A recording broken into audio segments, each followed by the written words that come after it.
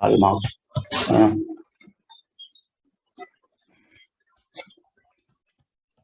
Alienation.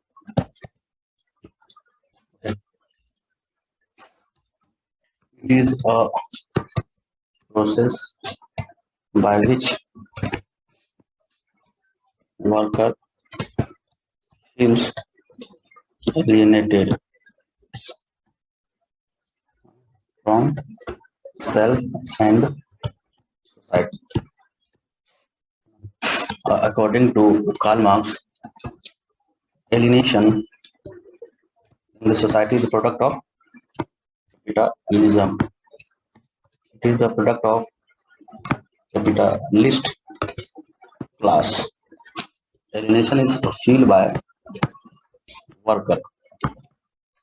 Okay.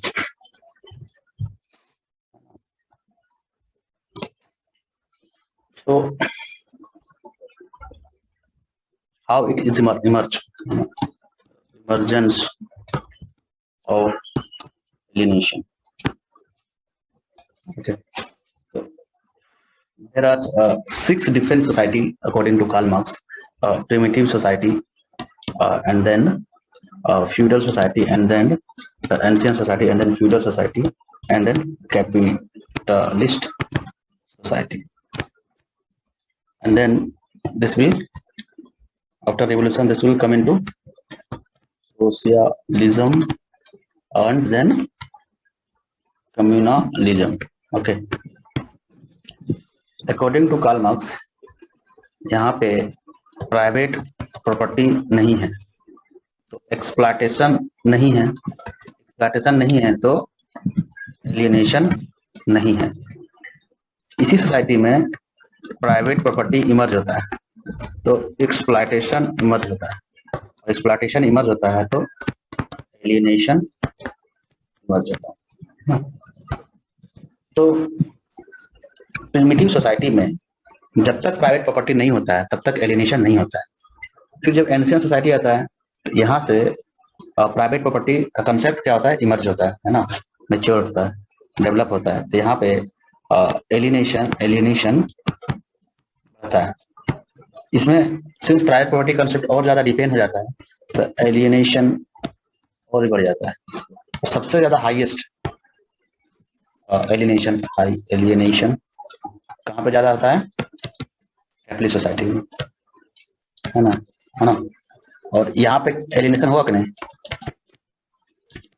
नहीं होगा, क्योंकि प्राइवेट प्रॉपर्टी कंसेप्ट है ही नहीं, तो एक्सप्लॉयटेशन है ही नहीं, तो एलियनेशन है ही नहीं, है ना।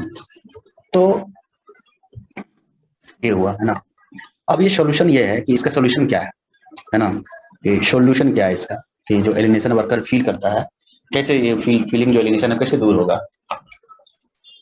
है ना। एलियनेशन का सॉल्यूशन क्या है ना, तो उस पर कार्ल मार्क्स का क्या स्टैंड है, कैसे दूर होगा एलियनेशन, है ना। तो सॉल्यूशन फॉर एलियनेशन, है ना।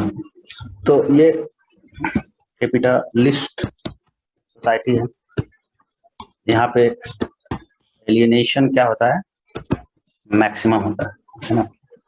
तो एक फेज आता है ना। इसके बाद, है ना, कार्ल मार्क्स क्या बोलता है, आपको रिवोल्यूशन करना होगा। रिवोल्यूशन से क्या होगा, सोशलिज्म आएगा एंड देन कम्युनलिज्म आएगा। This will lead to the end of alienation. But ये रिवोल्यूशन होगा कैसे? तो ये कैपिटलिज्म में है ना, 2 फेज है ना। कैपिटलिज्म में 2 फेजेज हैं। फर्स्ट फेज में क्या होता है, फॉल्स क्लास कॉन्शियसनेस, है ना। यहाँ पे क्या होता है ना, यहाँ पे एक्सप्लॉयटेशन है ना, वर्कर एक्सप्लॉयटेशन फील कर रहा है, बट है ना, it is not collectively realized that the exploitation is the cause of human, मतलब कैपिटलिस्ट क्लास, है ना, and not able to realise that so that exploitation can be abolished by themselves। इसको realise नहीं होता, क्यों? Because it is shaped by religion, it is shaped by religion या law made by capitalist class। Okay, तो एक phase में क्या है, कैपिटलिस्ट एक्सप्लॉइट कर रहा है, लेकिन वर्कर को रियलाइज ही नहीं है कि ये जो एक्सप्लॉइटेशन है उसका एक सॉल्यूशन है, एक्सप्लॉइटेशन को खत्म किया जा सकता है। ये जो एक्सप्लॉइटेशन है ये मेरे द्वारा ही मतलब एक लोगों के द्वारा ही किया गया है, कैपिटलिस्ट क्लास के द्वारा ही किया गया है, जिसको खत्म किया जा सकता है। ये रियलाइज ही नहीं हुआ था उसको। ऐसे सिचुएशन को, ऐसे कॉन्शियसनेस को फॉल्स क्लास कॉन्शियसनेस कहते हैं। जब ये रियलाइज होगा, है ना, अब जब ये रियलाइज हो जाएगा कि ये जो है ना, एलिनेशन का ये रियलाइज होगा, रियलाइज हो जाएगा वर्कर को that there is a solution, है ना, there is a solution to end of socialization, end of alienation by themselves। जब उसको रियलाइज हो जाएगा कि यस देयर इज सॉल्यूशन और वो खुद उसको दूर कर सकता है ना, इस सिचुएशन को उसको बोलते हैं ट्रू क्लास कॉन्शियसनेस, है ना, ट्रू क्लास कॉन्शियसनेस। जब ट्रू क्लास कॉन्शियसनेस आएगा तो वो रिवोल्ट कर देगा। रिवोल्ट में क्या करेगा वो, ये प्राइवेट प्रॉपर्टी खत्म कर देगा, कैपिटलिस्ट को खत्म कर देगा, रिवोल्यूशन हो जाएगा। तो क्या आ जाएगा, ये कैपिटलिस्ट सिस्टम खत्म होकर क्या आ जाएगा, सोशलिज्म आ जाएगा, है ना। यहाँ पे प्राइवेट प्रॉपर्टी कंस्ट्रक्ट खत्म हो जाएगा, जितना भी उसके पास economical power and political power worker के हाथ में आ जाएगा। तो फिर कोई एक्सप्लॉइटेशन नहीं होगा, कोई एक्सप्लॉइटेशन नहीं होगा तो कोई एलियनेशन नहीं होगा, है ना, कोई एक्सप्लॉइटेशन नहीं होगा तो कोई एलियनेशन नहीं होगा। Therefore, according to Karl Marx, end of alienation lies with the revolution, है ना, revolution। जब तक revolution नहीं होगा एक्सप्लॉइटेशन दूर नहीं होगा, जब तक revolution नहीं होगा एलियनेशन खत्म नहीं होगा, है ना, जब तक revolution नहीं होगा। revolution means what? Complete destruction of the capitalism। revolution means what? The abolition of private property, है ना। Revolution means what? Taking the political and economical control in the hand of worker, है ना, ये चीज है। फिर सेकंड सॉल्यूशन फॉर एलिनेशन क्या है, देयर इज कैपिटलिस्ट और सोसाइटी है ना, हियर द मैक्सिमम एलिनेशन है। अब इस सिचुएशन में जब वर्कर को, है ना, वर्कर को रियलाइज हो जाएगा false class consciousness to true class consciousness, है ना, false class consciousness to true class consciousness हो जाएगा। They will revolt and worker will revolt, revolution take place means what, means destruction of capitalism and what, abolition of private property and taking all economical and political power in the hand of worker। Okay, जब revolution आ जाएगा तो क्या होगा, capitalism पूरा destruct हो जाएगा और यहाँ पे जो पॉलिटिकल पावर होगा, पॉलिटिकल पावर किसके हाथ में आ जाएगा, वर्कर के हाथ में आ जाएगा। और इस तरह का सोसाइटी को हम क्या बोलेंगे, सोशलिज्म बोलेंगे। ओके, यहाँ पे पॉलिटिकल पावर वर्कर के पास है। अब अकॉर्डिंग टू कार्ल मार्क्स ये बोलता है ये ट्रांजिटरी फेज है, ट्रांजिटरी फेज है विथ ड्यू ऑफ टाइम, कि वर्कर भी अपना पॉलिटिकल पावर छोड़ देगा, कि किसी के पास कोई भी अपने आप काम करेगा, कोई दिक्कत नहीं है। एक नया फेज आएगा, उसको बोलते हैं communalism. Just like primitive society, just like primitive communism, also called advance communism, है ना। यहाँ पे क्या होगा, no any private property, no any ruler, no any ruler, all property with all, किसी सिंगल आदमी के पास प्रॉपर्टी नहीं है। This is called solution of alienation, है ना, सॉल्यूशन ऑफ एलिनेशन। ठीक है, आगे और चलते हैं। यहाँ पे एक चीज हम आप लोग से चर्चा किए थे कि रिलीजन जो है, religious values and religious laws worker को प्रिवेंट करता है ना, कि उसको false class consciousness to true class consciousness में कन्वर्ट करने में ये रोकता है ना। वो कैसे, है ना, देखिए देखिए कि religion and alienation, religion and alienation, है ना। क्या होता है ना, अकॉर्डिंग टू कार्ल मार्क्स क्या बोलता है, कार्ल मार्क्स ये बोलता है कि religion is the making of people, religion is making of people and not religion makes people, okay, है ना। with time people has to recognize that religion is the creation of mankind, है ना, religion is the mankind, है ना। as people, है ना, assigned God, है ना, assigned God means and independent power shapes their destiny, है ना। like capitalism shapes the destiny of the worker।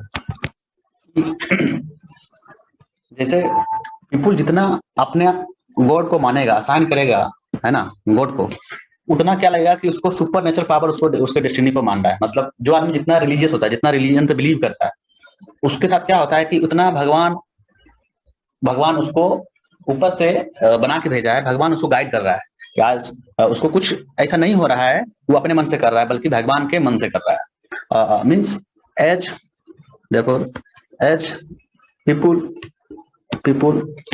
invest into God, that they will lose themselves।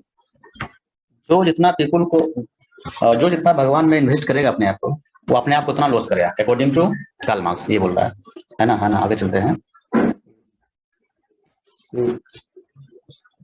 कि मोर religious people become more their destiny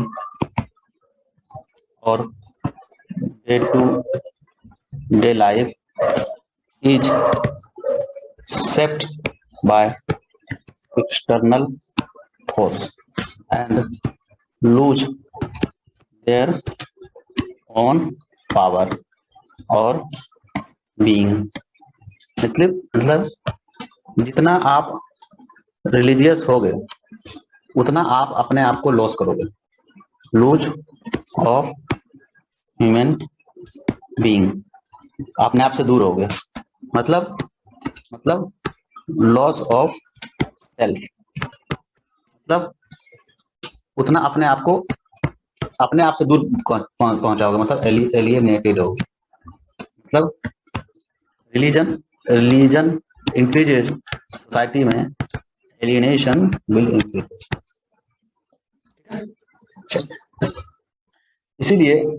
इसीलिए Karl Marx ने बोलता है religion is the opium for the masses. Opium का मतलब समझते हैं, नशा वाला चीज होता है कि हम दुख में हैं, सपोज हम लोग अभी दुख में होते हैं, है भगवान मेरी रक्षा कर लेना, आप ही हैं, मतलब जितना आदमी रिलीजियस होता है उतना उसको मजा आता है। दुख होता है तो भगवान है, कोई टेंशन नहीं। ओपीएम की तरह आता है कि जैसे ही बहुत सारा आपके पास परेशानी है, आप नशा कुछ कर लिए तो सारे परेशानी को भूल जाते हैं। उसी तरह कार्ल मार्क्स क्या बोलता है, रिलीजन जो है एक ओपीएम की तरह है कि जो वर्कर है जब भी उसको दुख होता है, भगवान है हमेशा, मंदिर में जाएगा, पूजा कर लेगा, सब भूल जाएगा, अगले दिन से फिर वही काम करने लगेगा, है ना। ओपीएम है, religion is the opium. It is soul of soulless, it is heart of heartless, है ना। It is heart of heartless, समझ रहे हैं ना कि एक ओपियम की तरह काम करता है रिलीजन। रिलीजन इसीलिए कार्ल मार्क्स बोलता है religion is the illusion. Religion कुछ होता नहीं है ना, झूठ मूठ के आप परेशान कर रहे हैं, है ना। अगर आपको ये सिर्फ आपको एक एलिनेशन ले रहा है, एलिनेशन को प्रमोट कर रहा है आपको, है ना। यही रिलीजन, ये जो आप एक इल्यूजन, अगर रिलीजन नहीं होता तो आपको तुरंत, है ना, आपके अंदर कलेक्टिव कलेक्टिव कलेक्टिव कॉन्शियसनेस, है ना, ट्रू क्लास कॉन्शियसनेस आपके अंदर आ जाता है। ये रिलीजन है जो आपको बोलता है वो क्या करें, जो इतना दुख भगवान ने दिया हमको, तो वर्कर कहाँ से देगा, आदमी का देन नहीं है दुख, ये भगवान का ही दुख देना है। तो इसीलिए वो कुछ करता नहीं है, सब भगवान पे छोड़ देता है। ये बोलता है ये इल्यूजन है, ये क्या बोलता है, इल्यूजन है ना। रिलीजन इज अ इल्यूजन, है ना, एक इल्यूजन है। It is the ultimate, it is the main force, है ना, it is the main force of of alienation to the worker. अगर रिलीजन नहीं होता तो वर्कर एलियनेटेड नहीं होता है ना। तो सोल्यूशन क्या बोलता है ना, सोल्यूशन, तो इसको, है ना, सोल्यूशन क्या है, टू फाइंड देमसेल्फ, है ना। तो बोलता है कि सोल्यूशन क्या है ना, to to to find themself you have to abolish abolish the abolish illusive illusive religion, है ना। illusive religion, जो illusive illusion religion, उसको खत्म करना पड़ेगा, है ना। ठीक है ना, ये कार्ल मार्क्स होता है ना। चलिए आते हैं और आगे चलते हैं। therefore therefore therefore therefore therefore therefore religion according to Karl Marx is a tool, a tool tool used by capitalist class for their maximizing profit, and and use them against worker worker for for a tool to to, है ना, tool to safeguard against the exploitation and alienation of the worker, है ना। It is a tool, है ना, it is a tool used by capitalist class, it is tool to used by for maximum their profit and safeguard against exploitation of worker, है ना। It is tool used to prevent revolt by the worker against capitalist capitalist class, है ना। Okay, तो ultimate solution क्या है ना। therefore ultimate solution क्या है, अल्टीमेट सॉल्यूशन है रिवॉल्यूशन रिवॉल्यूशन, है ना। रिवॉल्यूशन मींस क्या, what, abolition of private property ना, एंड मतलब डिस्ट्रक्शन ऑफ कैपिटलिज्म, है ना। हाँ, ये चीज है। That will lead to no no any exploitation in the society, है ना। This means what, no exploitation means worker will gain their human being, जो अपने आप को लॉस खत्म कर दिया था, अपने आप को खत्म कर दिया था, है ना, अपना, है ना, बीइंग अपने आप को पा लेगा, है ना, जो जो खत्म हुआ था, अब उसके पास हैप्पीनेस आएगा, है ना, this lead to the happiness, happiness among worker. समझ में आया कि नहीं आप लोग को? हेलो, समझ में आ रहा है ना? हाँ। Now we are moving ahead, है ना, है ना, है ना, कि suppose I am giving you two things. First, according to Karl Marx, alienation is the product of what? Is the product of, बोलो बोलो, रिलीजन, और बोलो प्राइवेट प्रॉपर्टी, और बोलो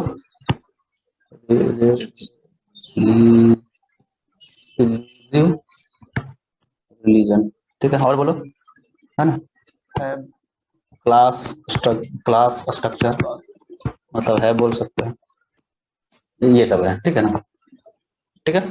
according to Emile Durkheim, alienation is the product of what?